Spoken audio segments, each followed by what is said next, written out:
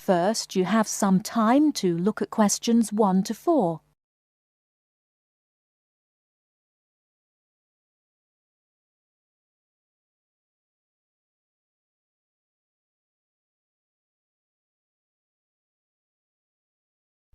Now we shall begin. You should answer the questions as you listen, because you will not hear the recording a second time. Listen carefully and answer questions 1 to 4. Global Bicycle Tours, may I help you? Yes, thank you. I'd like to sign up for a bicycle tour. Which tour were you interested in? We have the River Valley Tour coming up in June and the Mountain Tour in July. The River Valley tour is in June. I thought it was in May. It actually takes place the first week of June. Oh, I see. Well, I can still do that. The River Valley tour is the one I want. Splendid. Just let me take your information. May I have your name, please? Carla Schmidt. That's Carla with a K, not a C. K-A-R-L-A. Thank you, Ms. Schmidt. Address? Do you need a street address, or can I give you my post office box? A post office box is fine. It's P.O. Box 257, Manchester. Thank you. OK, next. Will you be bringing your own bicycle, or do you want to rent one from us? I'll bring my own. Excellent. Now, we provide all the meals, so we need to know if you have any dietary restrictions. I don't think so. What do you mean? I mean, if there's any food you can't eat. Some people have food allergies or are vegetarian or have to avoid dairy products, things like that. Oh, I see. Well, yes, I'm a vegetarian. I never eat meat.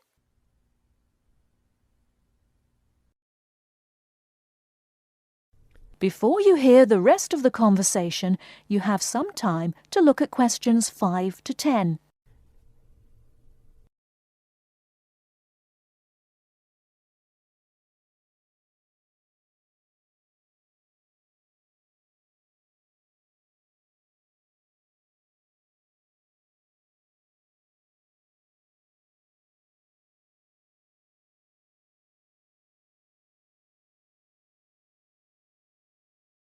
Now listen and answer questions 5 to 10.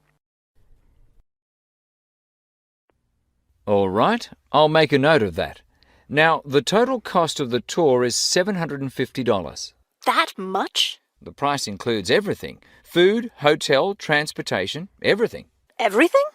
Yes, everything. The only other thing is you'll want to tip the tour guide.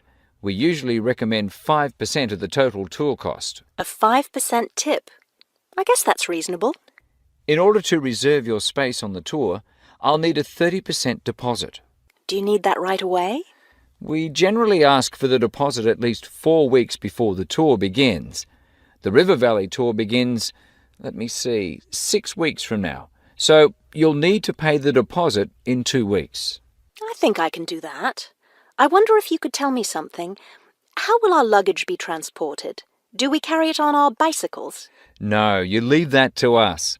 We have a van that carries your luggage from hotel to hotel each day, so you don't have to worry about it. Great. I have a luggage rack for my bike, but I guess I won't have to bring that. No, you won't. But there are a few items we recommend that you bring. We can't control the weather, so you should bring a raincoat or rain gear. Yes, that's a good idea. And I should have my own spare tire too, shouldn't I? Actually, you don't need that, as our guide always carries some. And of course, you won't need maps either, since our guide has the route all planned. What about a water bottle? I'll need that, won't I? Yes, you should definitely have a water bottle.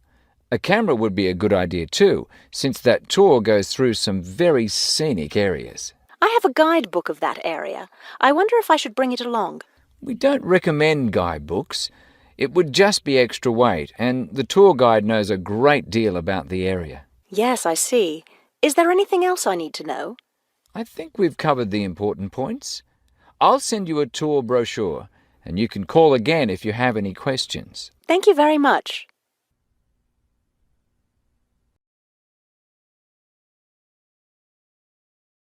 That is the end of part 1. You now have half a minute to check your answers.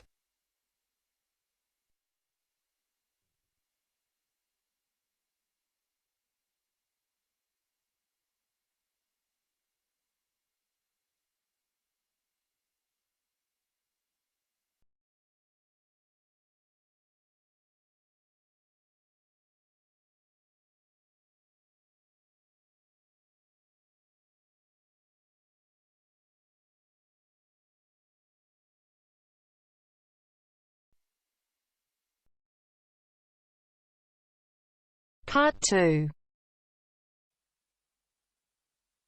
You will hear the head teacher of a school giving a talk to parents about some new classrooms. First, you have some time to look at questions 11 to 14.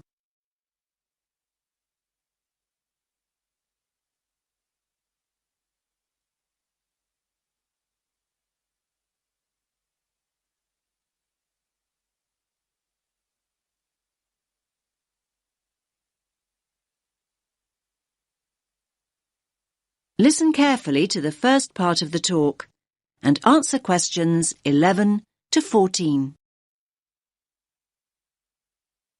Good evening, everyone, and thanks for making it along. I know how busy you all are with term coming to an end. As you know, the aim of this meeting is to show you the plans we've got to add 2 new classrooms and how that will affect the playground. Now, I've heard that quite a few of you are worried that there'll be hardly any playground left, but I want to reassure you that that's not the case at all. I think there's been quite a lot of uninformed talk going on, and people have started worrying unduly. I certainly hope I can dispel any of your concerns this evening. Firstly, I have a plan of what the school should look like, which I'll project onto the screen. The school governors and the developers want to hear your feedback before making final decisions. Your feedback's very important. When I've gone through the plan with you, you can ask questions and we'll discuss those queries in detail. There'll be plenty of time to tell us what you think over the coming weeks. And once the plans are a little more developed, they'll be available online. There'll be a weekly update, and once the actual construction begins, you'll be able to check progress as it happens. Personally, I'm very happy with where we've got to.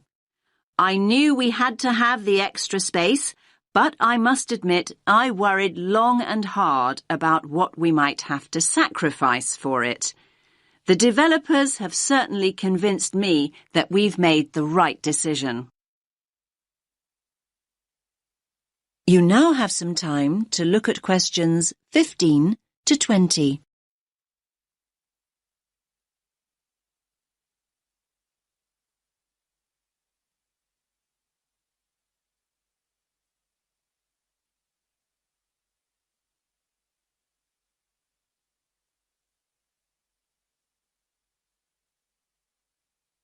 Now listen to the rest of the talk and answer questions 15 to 20. Right, can everyone see the plan now? Good. Let's start at the Balfour Road entrance, since that's where most of you come and go from. The Farley Road entrance and lower playground won't be affected at all. Now, as you come into the top playground, the 2 new classrooms will be on the right. There'll be a new gate and the steps down will be rebuilt. There'll be a ramp for disabled visitors too. On the plan here, only the parts of the building affected by the plans are shown. I'll explain why the hall is marked on later. So, as I said, the new classrooms will be to the right of the entrance and, as you can see, will take up very little of the playground space. We feel the Year 6 children need their own area away from the younger children.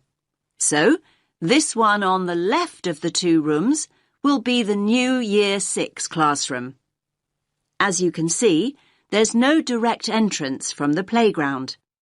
The plan is to include a small entrance area here from the playground for coats and boots and so on. Entrance to the classroom will be from that area. There'll also be an additional entrance to the hall from this cloakroom, so children will be able to get to the hall from two different directions, from inside the main building and from the new entrance area. I hope that's clear. Now, as you all know, the hall doubles up as the cafeteria at lunchtime. One of the rumours I heard was that we're planning to dispense with the cafeteria and open up a snack bar. I can categorically state that replacing healthy school meals with a snack bar is not remotely in our thoughts. The other new classroom, that's the one with the playground entrance here, is going to be an exciting new venture for us. That's because its principal use will be for the preschool and after-school clubs. More and more parents want that facility outside school hours, and we need a dedicated space to run these activities.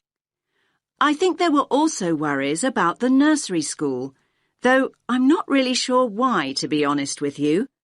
I can tell you now that the whole area on the other side of the main school building will be totally unaffected. The nursery will continue operating as it does now. There will be a couple of smaller constructions, modernisation work really, down here on the other side of the top playground. Cycling into school is getting more and more popular, so we're replacing the old bike sheds with a brand new bicycle bay. There'll be space for 60 bikes. The children's toilets will also be modernised, and the children will be able to enter them from inside the school building rather than from the playground as they do now. There'll be brand new staff toilets in that part of the building too, I'm pleased to say. So, I hope that's at least started to allay a few fears. Take a few minutes to look at the plan that I'll get out of the way. Then I'll answer a few questions if you have any. Does that make sense to you?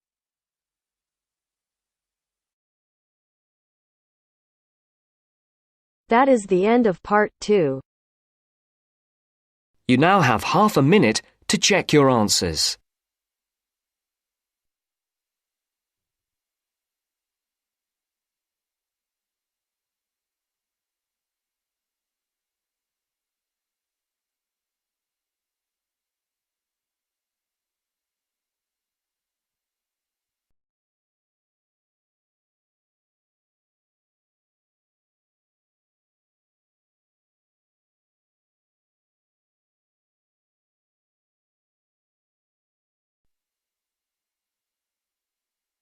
Now turns to part 3. Part 3. Maria is a student at university. She has handed the first draft of an essay to her tutor. The tutor has read it, and now they are discussing ways the essay can be improved. First, you have some time to look at questions 21 to 25.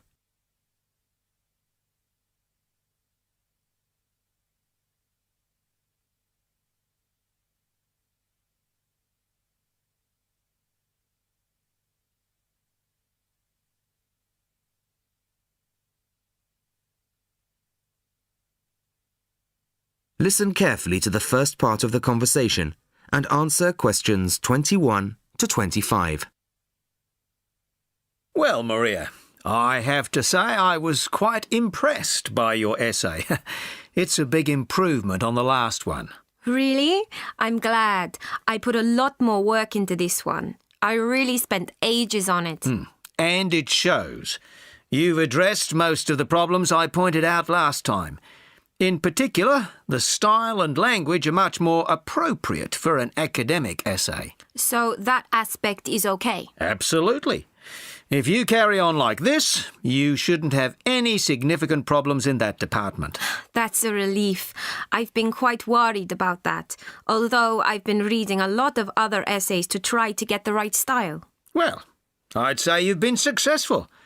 There are just one or two minor things you could look at.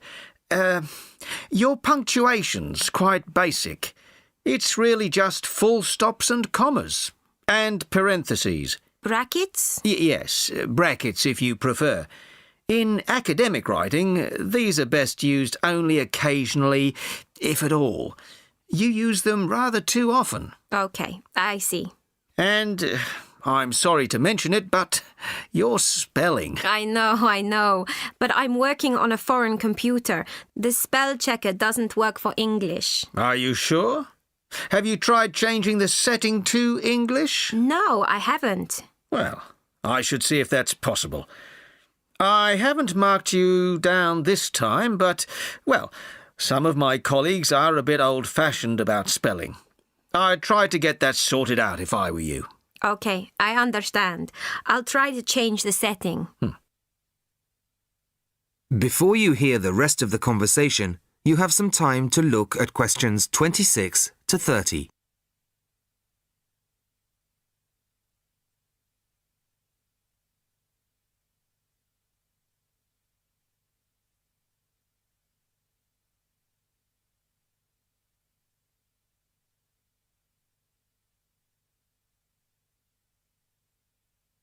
Now listen and answer questions 26 to 30. The only major problem I have with the content of your essay is the introduction. The introduction should, well, introduce the theme of the essay. You've put some of the most important points there. For example, this bit. The statistics about the growth of railways in the 1850s. That really should go in the main body of the essay. And so should this paragraph about changes in patterns of employment. In general, I'd say your introductory section should be no more than half as long as it is at the moment. Okay. And I should move those points forward? Precisely. And going back to the railways, they're one of the most significant factors for change in this period. But apart from those statistics in the introduction, you only briefly mention them. I'd like to see a lot more on that, and the influence the expansion of the railways had on patterns of social and economic behaviour. You mean how with the railways people could travel to find work and could meet people from other areas? Exactly. Then in the midsection, well, it's not a big thing, but this quotation from the Times. You think it's too long? Well, you said it. I couldn't think of a way to shorten it. Do you think it's really necessary? You mean I could just get rid of it? Yes. You've already made the point and backed it up with other evidence. The quotation's redundant, really. Okay, well, that'll be easy. There were various other minor points, which I've noted in the margins. You can look at those later. But moving forward to the end here, I wasn't quite sure what this meant. The final paragraph? Yes. Are you saying that, on the whole, the changes of the mid-19th century tended to improve the lives of ordinary people or not? It's not very clear. It's not? No, it isn't. I'd add a few lines clarifying your position. Okay. When do you want the final draft? No, the end of term will be fine. But there was just one other thing, the bibliography. Did you really read all these books? No. Just the books you actually consulted will be fine. You don't need to include everything ever published on the subject. Right, okay. Thanks. Bye. Goodbye.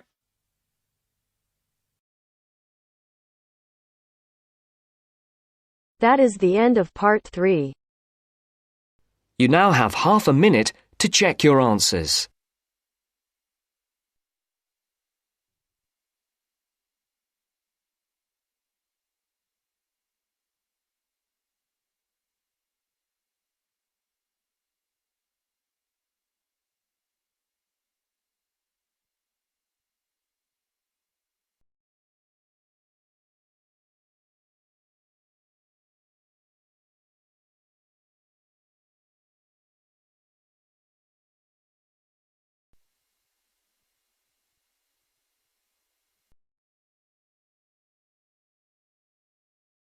now turns to Part 4. Part 4. You will hear the first part of one lecture, in a series of lectures about environmental issues. First, you have some time to look at questions 31 to 40.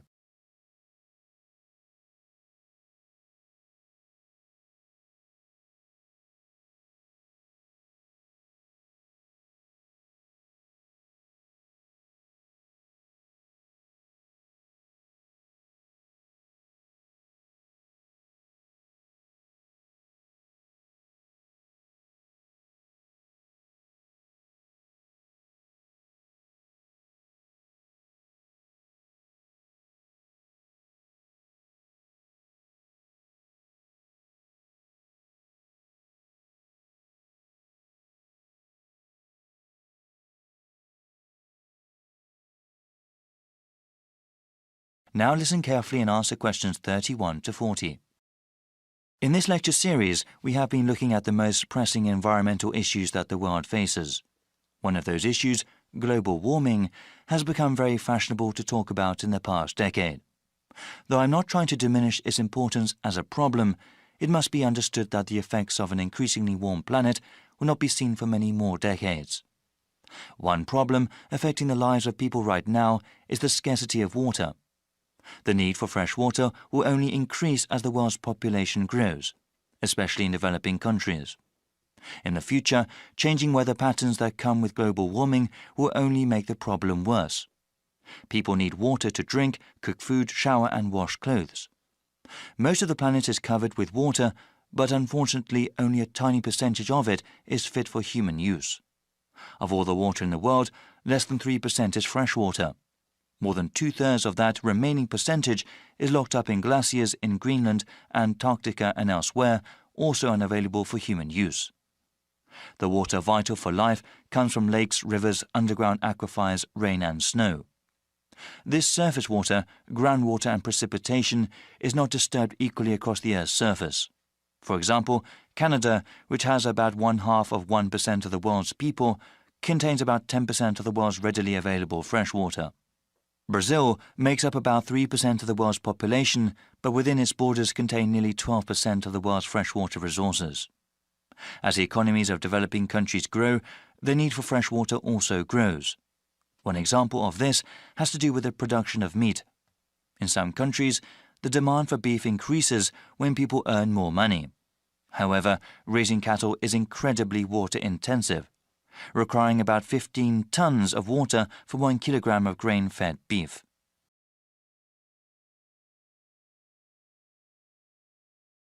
The scarcity of water has a direct impact on human life. When people are forced to walk many kilometers to the nearest source of fresh water, it may take hours away from their day. This, in turn, takes time away from school or from other productive work that helps the general economy. A number of solutions have been proposed to deal with the scarcity of water. Some of them are technological, like the construction of desalination plants. These plants convert brackish salty seawater into water fit for human use. They are very expensive to operate and maintain, though, and cannot meet the world's growing demand for water. Other kinds of solutions involve only a little technology or involve modifying individual people's habits. In a rural part of India, a village facing water shortage started collecting rainwater. A simple system allowed them to save water that fell over a large area and use it during dry periods. In the suburbs that surround the cities of developed countries, house owners are using xeriscaping techniques. The main purpose of xeriscaping, unlike traditional landscaping, is to not use supplemental irrigation. This requires the use of plants, shrubs and trees that are appropriate for the climate. In dry areas, this means planting ones that use less water. In the future, many countries will need to use a variety of these techniques in order to provide enough water for their citizens. Water security will be of utmost importance to those governments, especially in areas that are politically unstable.